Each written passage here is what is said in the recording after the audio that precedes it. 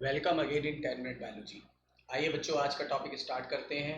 Biology in one shot में आपका बहुत बहुत स्वागत है। करियर इन्फिनिटी क्लासेस यूट्यूब में आपका बहुत बहुत वेलकम है। केमिकल कोऑर्डिनेशन एंड इंटीग्रेशन नाम का चैप्टर आज हम लोग करेंगे।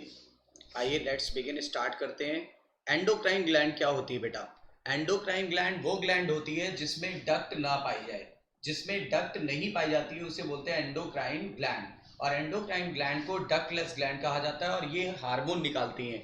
और ये हार्मोन डायरेक्टली हमारे ब्लड स्ट्रीम में मिल जाता है। हार्मोन क्या होते हैं बेटा? एनसीईआरटी ने लिखा है हार्मोन नॉन न्यूट्रिएंट्स होते हैं, मतलब इनसे कोई न्यूट्रिशन नहीं निकल मिलता है। तो they are non nutrients chemical synthesized in trace amount, यानी बहुत कम मात्रा में निकलते हैं और एंडोक्राइन ग्लैंड द्वारा निकलते हैं। Act as intracellular messenger. इनको क्या बोलते हैं? हार्मोन को इंट्रासेलुलर मैसेंजर। और ये स्पेसिफिक एक्शन करते हैं, यानी ये पर्टिकुलर जगह पर ही एक्शन करते हैं। जिस सेल पे एक्शन करेंगे उसे बोलते हैं टारगेट सेल। और ये निकलते मान लो कहीं और हैं और टारगेट सेल कहीं और पाई जाएगी, तो कैसे जाएंगे? ब्लड स्ट्रीम द्वारा। ब्लड स्ट्रीम द्वारा जाते हैं, यानी transported by the blood from the site of production to the site of action, यानी टारगेट सेल। हाइपोथैलेमस को बोलते हैं हाइपोथैलेमस को बोलते हैं हम लोग master of the master gland. Master gland pituitary को बोलते हैं और ये उसकी भी मास्टर है, यानी master of the master gland है। और this is the basal part of diencephalon, यानी हाइपोथैलेमस थैलेमस का बेसल पार्ट है। यहाँ पर कुछ स्पेशल सेल पाई जाती है जिसको बोलते हैं neurosecretory cell and nuclei. Neurosecretory cell and nuclei, उसी को बोलते हैं न्यूक्लियाई। ठीक है, वो क्या निकालती है? वो कुछ हार्मोन निकालती है। ये हार्मोन करेंगे क्या? ये हार्मोन कंट्रोल करेंगे किसकी सिंथेसिस और सिक्रीशन को कंट्रोल करेंगे? पिट्यूटरी ग्लैंड के हार्मोन्स को कंट्रोल करेंगे। स्पेशली किसको कंट्रोल करते हैं बेटा? एंटीरियर लोब को कि पोस्टीरियर लोब को? आंसर आएगा एंटीरियर लोब को। और यहाँ से दो टाइप के हार्मोन निकलते हैं, एक रिलीजिंग हार्मोन और एक इनिबिटरी हार्मोन। रिलीजिंग हार्मोन वो होते हैं जो पिट्यूटरी हार्मोन की सिंथेसिस और सिक्रीशन को बढ़ा देते हैं, जैसे gonadotropin. Gonadotropin hormone, gonadotropin releasing hormone gonadotropin के सिक्रीशन को बढ़ा देता है। इनिबिटरी हार्मोन क्या होता है? ये पिट्यूटरी हार्मोन के सिक्रीशन को घटा देता है, जैसे सोमैटोस्टैटिन। सोमैटोस्टैटिन क्या करता है? ये ग्रोथ हार्मोन के प्रोडक्शन को घटा देता है, ग्रोथ हार्मोन के प्रोडक्शन को घटा देता है, इनिबिट कर देता है। पिट्यूटरी ग्लैंड को आप मास्टर ग्लैंड बोलते हो। पिट्यूटरी ग्लैंड जो होती है ये हाइपोथैलेमस के नीचे स्टाक द्वारा जुड़ी होती है और इस स्टाक को बोलते हैं हम लोग क्या? इन्फंडिबुलम। इन्फंडिबुलम या पिट्यूटरी स्टाक। और एक हड्डी की कैविटी में सुरक्षित रहती है। ये जो हड्डी होती है इसका नाम होता है स्फिनॉइड बोन। Sphenoid bone. और इस कैविटी का नाम होता है सेला टर्सिका। सेला टर्सिका। तो सेला टर्सिका में सुरक्षित रहती है। तो located in the bony cavity. Bone का नाम क्या है? Sphenoid bone. और कैविटी का नाम क्या है? सेला टर्सिका। उसी में ये वेल प्रोटेक्टेड रहती है और ये हाइपोथैलेमस से स्टाक द्वारा जुड़ी रहती है। स्टाक का नाम इन्फंडिबुलम। इन्फंडिबुलम। ठीक है, डिवाइडेड एनाटॉमिकली दो भागों में डिवाइडेड होती है, एडिनो हाइपोफाइसिस यानी एंटीरियर लोब और न्यूरो हाइपोफाइसिस यानी पोस्टीरियर लोब। ठीक है, तो दो भाग होते हैं। Hormone release from the hypothalamic neuron such reach anterior pituitary through the portal system. मतलब जो भी हार्मोन हाइपोथैलेमस से निकले थे वो पोर्टल सिस्टम द्वारा कहाँ पहुंच जाते हैं? एंटीरियर लोब तक। और एंटीरियर लोब तक पहुंच जाते हैं और उसके सिक्रीशन और सिंथेसिस को कंट्रोल करते हैं। ठीक है, and through neurons in the posterior pituitary. Posterior pituitary में कोई पोर्टल सिस्टम नहीं होता। वहां तक हार्मोन कैसे पहुंचते हैं? वहां तक हार्मोन पहुंच जाते हैं न्यूरॉन्स के एंड यानी एक्सॉन द्वारा। Posterior pituitary is under neural control of hypothalamus. देखिए, एंटीरियर पिट्यूटरी न्यूरल कंट्रोल में नहीं रहती। कौन सी रहती है? पोस्टीरियर पिट्यूटरी न्यूरल कंट्रोल में रहती है। पिट्यूटरी ग्लैंड को हम लोग ने दो भाग में बांट दिया है, एडिनो हाइपोफाइसिस यानी एंटीरियर लोब और न्यूरो हाइपोफाइसिस यानी पोस्टीरियर लोब। एडिनो हाइपोफाइसिस में दो पार्ट होते हैं, एक होता है पार्स डिस्टैलिस जो इसका मेन भाग था और एक होता है पार्स इंटरमीडिया जो इंटरमीडिएट लोब था, परंतु अब ये एंटीरियर लोब का पार्ट बन चुका है। ठीक है, पार्स डिस्टैलिस से सबसे ज्यादा हार्मोन निकलते हैं, growth hormone, prolactin hormone, thyroid stimulating hormone, adrenocorticotropic hormone, luteinizing hormone और फॉलिकल स्टिमुलेटिंग हार्मोन। इन दोनों को मिला के बोलते हैं गोनाडोट्रोपिक हार्मोन। और पार्स इंटरमीडिया से सिर्फ और सिर्फ एक ही हार्मोन निकलता है, that is MSH, melanocyte stimulating hormone, जो मिलानिन की संख्या को बढ़ा देता है। फिर आगे चलते न्यूरो हाइपोफाइसिस, जिसको पोस्टीरियर लोब बोला था। यहाँ पर हार्मोन स्टोर होते हैं। एक्चुअली में वो सिक्रीट कहाँ से होते थे? हाइपोथैलेमस में। हाइपोथैलेमस में यहाँ के हार्मोन बनते हैं और यहाँ आके स्टोर हो जाते हैं और फिर यहीं से रिलीज कर दिए जाते हैं। इसको पार्स नर्वोसा भी कहते हैं। और इसमें पहला हार्मोन है ऑक्सीटोसिन, जो कि बर्थ हार्मोन कहलाता है, और एक दूसरा हार्मोन होता है वैसोप्रेसिन, जिसका नाम होता है एंटी डायूरेटिक हार्मोन यानी एडीएच। और एडीएच क्या करता है? ये नेफ्रॉन से वाटर की मात्रा को संतुलित करता है।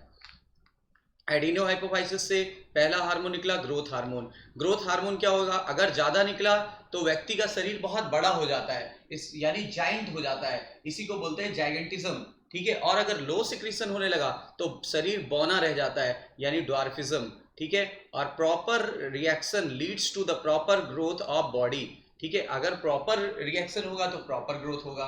अगर यानी कि समान मात्रा में निकलेगा तो हम लोग जैसे सामान्य दिख रहे हैं वैसे दिखेंगे। प्रोलैक्टिन जो होता है ये मैमरी ग्लैंड की ग्रोथ को प्रमोट करता है और मिल्क बनाने वाला हार्मोन होता है। बेटा मिल्क निकालने वाला हार्मोन कौन सा होता है? Do you know? That is oxytocin. Oxytocin को बर्थ हार्मोन भी कहते हैं और मिल्क इजेक्टिंग या लेट डाउन हार्मोन भी कहा जाता है। Thyroid stimulating hormone thyroid gland पे काम करता है और सिंथेसिस और सिक्रीशन ऑफ थायरॉक्सिन को कंट्रोल करता है, ठीक है। थायरॉक्सिन हार्मोन को कंट्रोल करता है, ठीक है, और थायराइड ग्लैंड पर काम करेगा। ACTH जो होता है एड्रीनोकॉर्टिकोट्रोपिक हार्मोन बोलते हैं, ये एड्रीनल ग्लैंड जो किडनी के ऊपर पाई जाती है उसके कॉर्टेक्स पर जाके एक्शन करेगा। कहाँ पे एक्शन करेगा? कॉर्टेक्स पर। तो देखो क्या लिखा है, stimulate synthesis and secretion of steroid hormone called glucocorticoids. और वहां का मेन हार्मोन होता है ग्लूकोज को कंट्रोल करने वाला, इसीलिए उसका नाम पड़ गया ग्लूकोकॉर्टिकॉइड्स। क्या नाम पड़ा? Glucocorticoids, because this hormone control the level of glucose in the blood. LH और FSH को मिला के हम लोग गोनाडोट्रोपिन बोलते हैं। LH क्या करेगा? LH का कंट्रोल करता है मेल सेक्स हार्मोन को। मेल सेक्स हार्मोन का नाम होता है एंड्रोजन या testosterone. Androgen is the name of group और इसका मेन हार्मोन होता है टेस्टोस्टेरोन। और जबकि फीमेल में ये क्या करता है? ओव्यूलेशन यानी एग को रिलीज कराता है। और जब एग रिलीज हो जाती है तो जो वेस्टिजियल बॉडी बचती है ओवरी के अंदर उसका नाम होता है कॉर्पस लूटियम। और यहाँ से भी एक टेम्परेरी हार्मोन निकलता है जिसका नाम होता है प्रोजेस्टेरॉन। और भी बहुत सारे हार्मोन निकलते हैं। फिर आगे फॉलिकल स्टिमुलेटिंग हार्मोन, ये क्या करता है? ये स्पर्मेटोजेनेसिस को बढ़ाता है, मेल में स्पर्म के बनने को बढ़ाता है, और फीमेल में ग्राफियन फॉलिकल के डेवलपमेंट को बढ़ाता है। ग्राफियन फॉलिकल को ओवेरियन फॉलिकल भी कहा जाता है because it is found in ovary, और डी ग्राफ ने खोजा था इसलिए नाम पड़ा उसका ग्राफियन फॉलिकल। अब आते हैं बेटा ऑक्सीटोसिन। ऑक्सीटोसिन क्या करता है? मैंने बोला था ये बर्थ हार्मोन कहलाता है। एक्चुअली में ये फीमेल के यूट्रस को तेजी से कॉन्ट्रैक्ट करता है। जब पार्चुरेशन होता है या डिलीवरी होती है तो ये यूट्रस को कॉन्ट्रैक्ट कर देता है, यानी contraction of uterus during child birth या पार्चुरेशन। और मिल्क इजेक्टिंग हार्मोन भी होता है, मैंने आपको बताया था, जबकि मिल्क फॉर्मिंग होता था प्रोलैक्टिन। वैसोप्रेसिन ADH का दूसरा नाम होता है एंटी डायूरेटिक हार्मोन। इसका काम होता है किडनी से वाटर को रीएब्जॉर्ब करा लेना, लेकिन वाटर के साथ साथ कुछ इलेक्ट्रोलाइट भी रीएब्जॉर्ब हो जाते हैं। ये किडनी के नेफ्रॉन में DCT पर काम करता है। DCT का पूरा नाम होता है डिस्टल कन्वोल्यूटेड ट्यूब्यूल, और या फिर कलेक्टिंग डक्ट पे भी काम करता है। और ये क्या कर देता है? Reduce water loss through the urine. ये वाटर लॉस को रोकता है, इसीलिए इसको नाम पड़ गया एंटी डायूरेटिक हार्मोन। क्या नाम पड़ा? Anti diuretic hormone. अगर इस हार्मोन का सिक्रीशन घट जाए तो हो जाएगा डायबिटीज इंसिपिडस। एक्रोमेगली क्या होता है? अगर पिट्यूटरी ग्लैंड से जो हार्मोन निकल रहा है, कौन सा? ग्रोथ हार्मोन, अगर वो बहुत ज़्यादा मात्रा में निकल जाए, अगर बहुत ज़्यादा मात्रा में निकले, लेकिन एडल्ट में, अगर एडल्ट में ज़्यादा मात्रा में निकलने लगे, मान लो मैं एडल्ट हूँ तो मेरे अंदर अगर बढ़ गया तो मुझे हो जाएगा एक्रोमेगली। इसका कारण होता है ट्यूमर हो जाना, पिट्यूटरी ग्लैंड में ट्यूमर हो जाना। पर्सन जो एक्रोमेगली से सफ़र कर रहा है उसमें क्या हो जाता है? उसमें एक्रो का मतलब होता है टिप और मिगेली का मतलब होता है इनलार्ज, यानी जितने भी फ्री एंड्स एंड टिप होते हैं वो इनलार्ज हो जाते हैं। जैसे फेशियल बोन इनलार्ज हो जाती है, लोअर जॉ इनलार्ज हो जाता है, नोज इनलार्ज हो जाती है, और wider spacing between the teeth and enlarge hand and feet, यानी बहुत ज़्यादा स्पेस हो जाता है, इसीलिए बिल्कुल एक्रोमेगली बोलते हैं इसको। पीनियल ग्लैंड क्या होती है? Dorsal side of fore brain पे होती है। ये फोर ब्रेन के डॉर्सल साइड पर होती है, याद रखिएगा। यहाँ से मेलाटोनिन नाम का हार्मोन निकलता है। और मेलाटोनिन करता क्या है? मेलाटोनिन जो होता है ये 24 घंटे के रिदम को कंट्रोल करता है, यानी डायर्नल साइकिल चलाता है, डायर्नल साइकिल चलाता है। यानी 24 आवर में जो जो चेंजेस होते हैं हमारी बॉडी में उसके लिए रिस्पॉन्सिबल हार्मोन होता है melatonin, which is secreted by the pineal gland which is present at the dorsal portion of forebrain. फिर देखिए ये स्लीप वैक्स यानी सोने और जगने की साइकिल को कंट्रोल करेगा, मेंस्ट्रुअल साइकिल को कंट्रोल करता है, पिगमेंटेशन को कंट्रोल करता है और डिफेंस कैपेबिलिटी को भी कंट्रोल करता है, डिफेंस कैपेबिलिटी को भी कंट्रोल करता है। थायराइड ग्लैंड की बात करें तो थायराइड ग्लैंड में दो लोब होते हैं। देखिए ये नेक में होता है, ट्रैकिया के दोनों तरफ होता है, दो लोब होते हैं, दोनों स्थमस द्वारा जुड़े होते हैं। ठीक है, तो देखो लिखा है 2 lobes on either side of trachea interconnected by isthmus which is a connective tissue. फिर आगे देखिए इसके अंदर भी फॉलिकल होते हैं और स्टोमल टिश्यू, यानी इसमें छोटे छोटे छोटे छोटे ये चैम्बर होंगे जिनको बोलते हैं फॉलिकल, और ये बीच में स्टोमल टिश्यू होगा, स्टोमल टिश्यू। अब फॉलिकल की सेल दो हार्मोन निकालती, T4 T3, टेट्राआइडोथायरोनिन ट्राईआइडोथायरोनिन, टेट्राआइडोथायरोनिन ट्राईआइडोथायरोनिन। टेट्राआइडोथायरोनिन को थायरॉक्सिन कहते हैं। ठीक है, और आयोडीन इसके लिए कंपलसरी है ताकि ये नॉर्मल फंक्शन अपना करता रहे। जब किसी के शरीर में आयोडीन की कमी हो जाती है तो इससे हो जाता है हाइपोथायरॉयडिज्म यानी सिंपल ग्वाइटर, ग्वाइटर की इस ग्लैंड में सूजन आ जाएगी, ये ग्लैंड इनलार्ज हो जाती है यानी enlargement of thyroid gland. Hypothyroidism में leads to the mental retardation, mental retardation हो जाता है व्यक्ति में। और क्या हो जाता है, स्टंटेड ग्रोथ, उसकी ग्रोथ रुक जाती है जिसको क्रिटिनिज्म भी कहते हैं, थायराइड क्रिटिनिज्म। बच्चा गूंगा और बहरा हो सकता है। ठीक है, तो ये देखिए बेबी गूंगा और बहरा हो सकता है, ऐसा तभी होगा जब प्रेगनेंसी के केस में हाइपोथायरॉयडिज्म हो जाए। ठीक है, अब क्या होगा, हाइपरथायरॉयडिज्म क्या होता है, इसका मेन कारण होता है कैंसर, क्योंकि कैंसर में सेल की संख्या बढ़ जाती है। ठीक है, अब देखिए इसमें क्या हो जाता है, गांठें बन जाती हैं थायराइड ग्लैंड में, थायराइड ग्लैंड में नोड्स बन जाते हैं। इसमें क्या होगी, जो बॉडी की फिजियोलॉजी है वो एबनॉर्मली हाई हो जाने के कारण थायरॉक्सिन हार्मोन बहुत ज़्यादा हाई हो जाता है, इसलिए एडवर्सली इफेक्ट हो जाता है और बीएमआर बढ़ जाता है। बीएमआर क्या करता है, basal metabolic rate. Actually thyroxine is directly proportional to the BMR, that is basal metabolic rate. Exophthalmic goitre hypothyroidism का ही उदाहरण है। तो देखिए हाइपरथायरॉयडिज्म का ही उदाहरण है। इसमें क्या होती है, थायराइड ग्लैंड तो थोड़ी सूज जाती है और आई बॉल बाहर आ जाता है, क्योंकि आई बॉल के पीछे फैट इकट्ठा हो जाता है। क्या इकट्ठा हो जाता है, फैट। और लिखा हुआ है इसमें बीएमआर बढ़ जाएगी, क्योंकि आपको पता है कि बेसल मेटाबॉलिक रेट के डायरेक्टली प्रोपोर्शनल होता है। थायरॉक्सिन हार्मोन प्रोटीन, कार्बोहाइड्रेट और फैट तीनों तरह के मेटाबॉलिज्म को कंट्रोल करता है। ठीक है, also secrete the protein hormone called TCT, यहाँ से एक प्रोटीन का भी हार्मोन निकलता है जिसका नाम होता है थायरोकैल्सिटोनिन, और ये ब्लड के कैल्शियम लेवल को घटाता है, ब्लड के कैल्शियम लेवल को घटाता है। याद रखिए ब्लड के कैल्शियम लेवल को बढ़ाता कौन सा है, पैराथार्मोन, पैराथार्मोन। देखिए पैराथायराइड ग्लैंड से ही पैराथार्मोन निकलता है। ये कहाँ पाया जाता है, ये थायराइड ग्लैंड के बैक पे होता है, बैक साइड पे और चारों कॉर्नर पे होता है। ठीक है, तो देखिए लिखा है present on the back of thyroid gland, each lobe of thyroid gland has one pair, यानी हर एक लोब पे देखो एक जोड़ा होता है। ये पेप्टाइड हार्मोन निकालता है, नाम है पैराथार्मोन या पैराथायराइड हार्मोन भी कहते हैं। इसका काम था, अभी बताया था, कैल्शियम लेवल को बढ़ाना, जबकि थायरोकैल्सिटोनिन का काम था कैल्शियम लेवल को घटाना। दोनों एक दूसरे के एंटागोनिस्टिक होते हैं, और चूंकि ये कैल्शियम लेवल को बढ़ा रहा है इसलिए हाइपर कैल्शियमिक हार्मोन भी बोलेंगे। ये कैसे बढ़ाता है कैल्शियम लेवल को, हड्डियों को गला देता है, हड्डियों को गला देता है। ठीक है, ब्लड से कैल्शियम को रीएब्जॉर्ब करके ले आता है, और क्या हो जाता है, रीनल ट्यूब्यूल से यानी किडनी से ये रीएब्जॉर्ब करके ले आता है, अल्टीमेटली कैल्शियम लेवल बढ़ जाता है। थाइमस क्या होता है, थाइमस जो होता है dorsal side of heart and aorta पे प्रेजेंट होता है, dorsal side of heart and aorta but behind the chest bone, chest bone यानी कि स्टर्नम के पीछे होता है। Secrete the peptide hormone called the thymosin, इससे थाइमोसिन नाम का पेप्टाइड हार्मोन निकलता है जो क्या करता है, टी लिम्फोसाइट के डिफ्रेंसिएशन में बहुत ज़्यादा रोल प्ले करता है। और टी लिम्फोसाइट जो इम्यूनिटी चलाती है उसको बोलते हैं cell mediated immunity, cell mediated immunity. तो CMI का पूरा नाम लिखा हुआ है, सेल मेडिएटेड इम्यूनिटी। थाइमोसिन और क्या करता है, ये एंटीबॉडी भी बना लेगा, लेकिन आपको पता होना चाहिए कि टी लिम्फोसाइट डायरेक्टली एंटीबॉडी नहीं बना पाता। टी लिम्फोसाइट एंटीबॉडी बनाने के लिए बी लिम्फोसाइट को बुलाता है या कॉल करता है। इसीलिए देखिए ये क्या किया है, एंटीबॉडी भी बना लिया, और एंटीबॉडी बनाने के लिए बी लिम्फोसाइट काम आएंगे, और बी लिम्फोसाइट HMI कंट्रोल कर लेता है, HMI यानी humoral mediated immunity. Old age में धीरे धीरे ये ग्लैंड क्या हो जाएगी, छोटी होती जाएगी, और क्या होगी, थाइमोसिन का सिक्रीशन घटता जाएगा, टी लिम्फोसाइट्स की संख्या घटती जाएगी। इसीलिए क्या हो जाता है, इसीलिए बहुत ज़्यादा प्रॉब्लम क्रिएट हो जाएगी, व्यक्ति वीक हो जाता है ओल्ड एज में और कमज़ोर हो जाता है, और इन्फेक्शन और रोगों के होने के चांसेस बढ़ जाते हैं।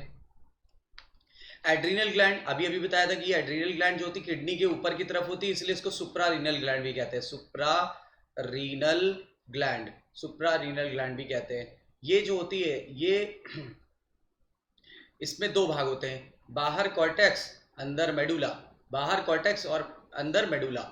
और एड्रीनल मेडुला से एड्रीनलिन या एपिनेफ्रिन नाम का हार्मोन निकलता है, और एक और निकलता है नॉर एड्रीनलिन या नॉर एपिनेफ्रिन, दोनों में कैटिकॉल रिंग होती है, इसलिए कैटिकोलामीन भी कहते हैं, कैटिकोलामीन या इमरजेंसी हार्मोन भी कहते हैं। इसको फाइट फ्लाइट और फ्राइट हार्मोन भी कहते हैं, फाइट फ्लाइट और फ्राइट यानी डर जाने वाला हार्मोन। इमरजेंसी हार्मोन को 3F हार्मोन भी कहते हैं। ये हार्मोन क्या करते हैं, हार्ट बीट को बढ़ा देते हैं। देखो जब भी कभी इमरजेंसी आती है धड़कन बढ़ जाती है, हार्ट बीट बढ़ जाती है, रेट ऑफ रेस्पिरेशन यानी सांस जल्दी जल्दी लेते हैं, और क्या ग्लाइकोजन ब्रेक डाउन होने लगता है, ग्लाइकोजन ब्रेक डाउन होकर के ग्लूकोज बना देता है, ठीक है, और क्या लिपिड भी टूट के ग्लूकोज बनाएगा, प्रोटीन भी टूट के ग्लूकोज बनाएगा, जिससे व्यक्ति अलर्ट हो जाएगा, और क्या रोंगटे खड़े हो जाते हैं, गूस फ्लैश बोलते हैं, पसीना ज्यादा निकलने लगता है। और एड्रीनल कॉर्टेक्स में 3 जोन होते हैं, और अंदर से बाहर फार्मूला याद रखेगा GFR, सॉरी बाहर से अंदर याद रखिएगा GFR। तो G मतलब ग्लोमेरुलोसा, F मतलब फैसिकुलेटा और R मतलब रेटिकुलरिस, और आउटर टू इनर का ये फार्मूला है। GFR कैसे याद रखोगे, glomerulus filtrate rate. Adrenal cortex से पहला हार्मोन निकलता है एंड्रोजेनिक स्टेरॉइड। एंड्रोजेनिक स्टेरॉइड जो होता है ये सेक्स हार्मोन, समझिए सेक्स हार्मोन जैसा ही निकलता है, बहुत लिटिल अमाउंट में निकलता है, और इसका काम होता है एक्सियल हेयर और फेशियल हेयर को प्रमोट करना ड्यूरिंग प्यूबर्टी, एक्सियल हेयर और फेशियल हेयर को प्रमोट करना ड्यूरिंग प्यूबर्टी।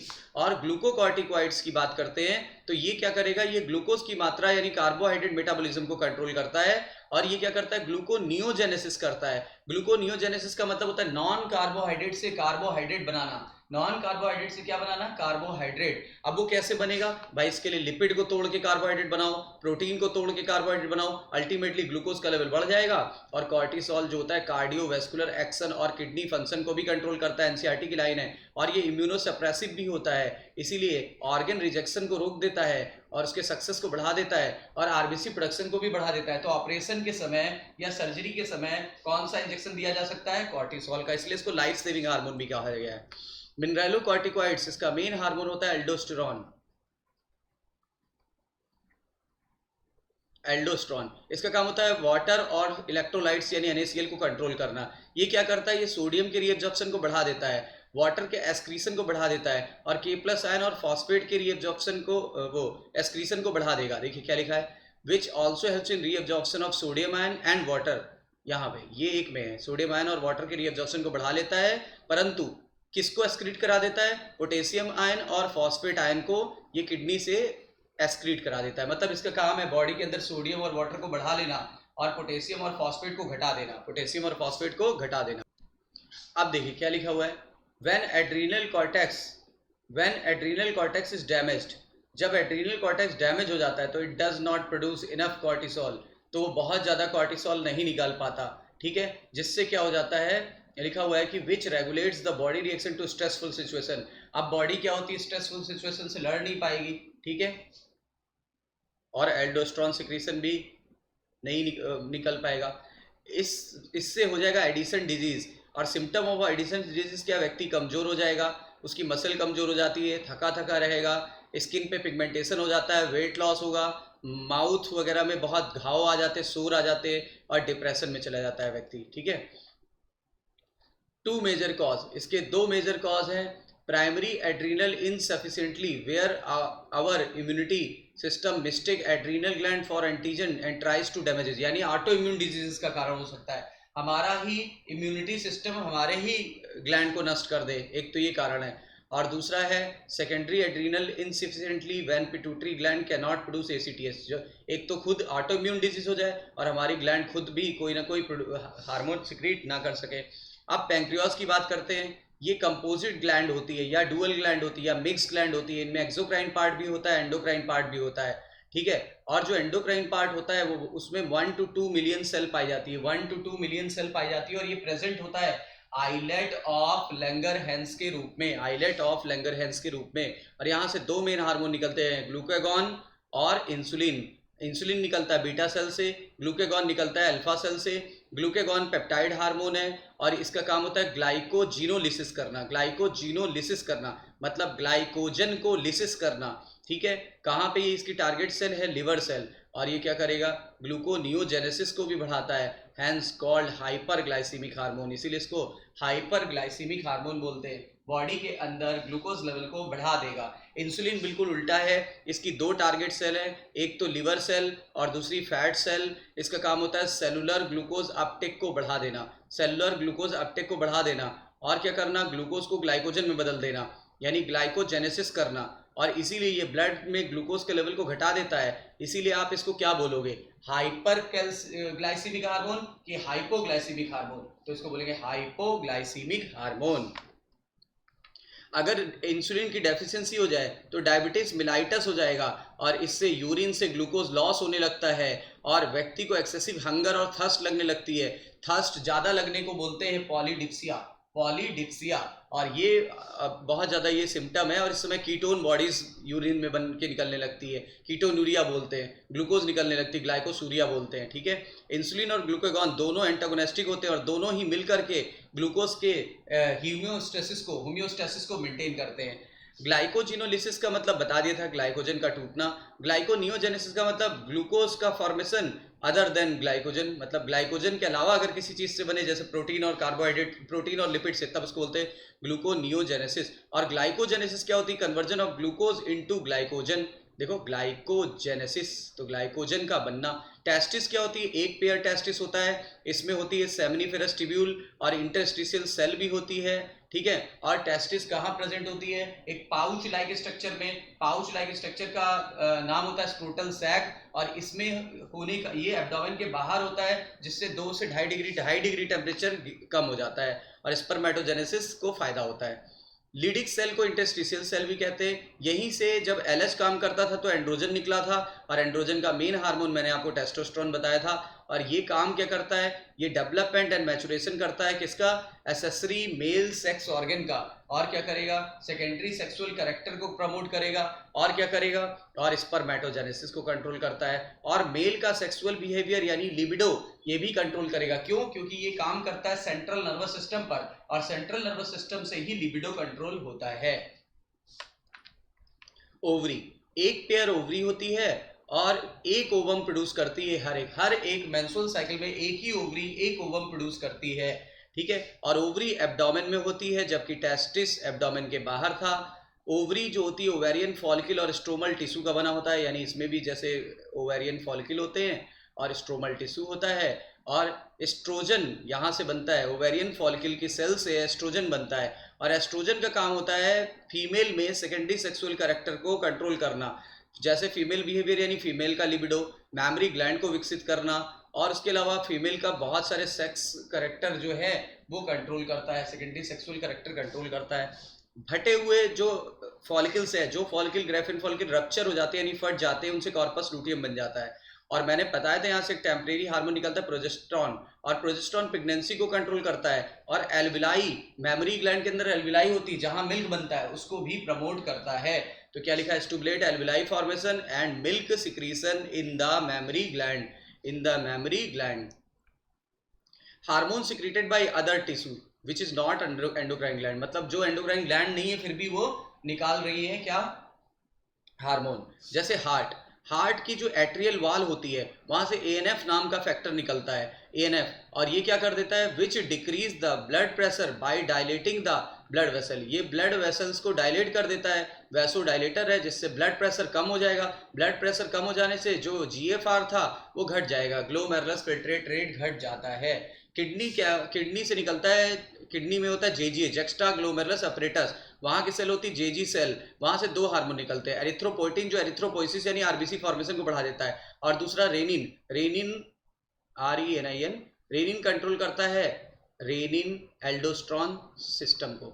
और GIT से हार्मोन निकलते 4, और चारों पेप्टाइड वाले हार्मोन होते हैं। पहला है गैस्ट्रिन, गैस्ट्रिन गैस्ट्रिक ग्लैंड पर काम करता है, और गैस्ट्रिक ग्लैंड पर जब भी काम करेगा तो गैस्ट्रिक जूस निकलेगा। और गैस्ट्रिक जूस कौन कौन से होते हैं? एक तो HCl होता है उसके अंदर, और पेप्सिनोजन भी होता है। जबकि रेनिन वगैरह जो होता है वो इन्फेंट में निकलता है, उस रेनिन का नाम है RENNIN।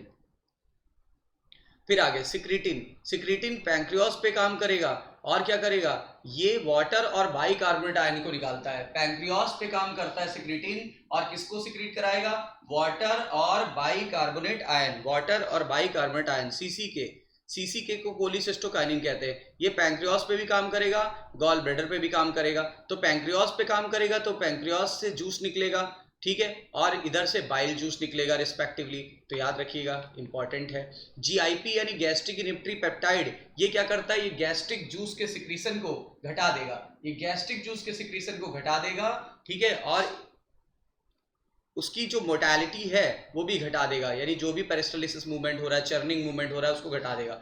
हार्मोन के काम करने के दो एक्शन होते हैं, एक होता है जो मेम्ब्रेन लेवल पे हार्मोन काम करेगा, इनके रिसेप्टर प्रेजेंट होते हैं मेम्ब्रेन पर, टारगेट सेल के मेम्ब्रेन पर। यहाँ पे these are membrane bounded receptor from hormone receptor complex. जब hormone receptor complex hormone receptor से जुड़ जाता है तो बना देता है हार्मोन रिसेप्टर कॉम्प्लेक्स। तो अंदर क्या होते हैं, बायोकेमिकल चेंजेस होने लगते हैं, यानी मेटाबॉलिक चेंज, और इसकी वजह से कुछ सेकेंडरी मैसेंजर रिलीज होते हैं, जैसे साइक्लिक एडिनोसिन मोनोफॉस्फेट और IP3 का मतलब इनोसिटॉल ट्राइफॉस्फेट और कैल्शियम आयन वगैरह रिलीज होने लगता है। इनके रिलीज होने से मेटाबॉलिज्म कंट्रोल हो जाता है सेल का। तो ये इन्होंने कैसे लेवल पर काम किया, मेम्ब्रेन लेवल पर। दूसरे हार्मोन वो होते हैं जो जिनके लिए इंट्रासेलुलर रिसेप्टर होते हैं, ज़्यादातर न्यूक्लियस में होते हैं। ये हार्मोन स्टेरॉइड वाले हो सकते हैं या फिर आयोडीन थायरोनिन यानी कि थायरॉक्सिन वाले हो सकते हैं। ये अंदर जाके इंटरेक्ट करेंगे और डायरेक्टली फिजियोलॉजी और डेवलपमेंट को कंट्रोल कर देंगे। कैसे कंट्रोल करते हैं, क्योंकि ये जीन लेवल पे काम करते हैं। ये जा करके जीन यानी डीएनए के फंक्शनल पार्ट, डीएनए से बनेगा आरएनए से बनेगा प्रोटीन से बनेगा एंजाइम से क्या हो जाएगा, मेटाबॉलिज्म। तो ये जीन लेवल पे काम करते हैं, ठीक है बेटा। तो आज हम लोग ने बायोलॉजी इन वन शॉट में केमिकल कंट्रोल एंड कोऑर्डिनेशन कर लिया है। तो वीडियो को देखते रहिए, लाइक सब्सक्राइब और शेयर करना ना भूलिए, ताकि और भी लोगों को इसका बेनिफिट मिल सके और हम लोगों को एक नई एनर्जी मिल सके। ठीक है बेटा, फिर मिलते हैं नेक्स्ट लेक्चर में। All the best, take care.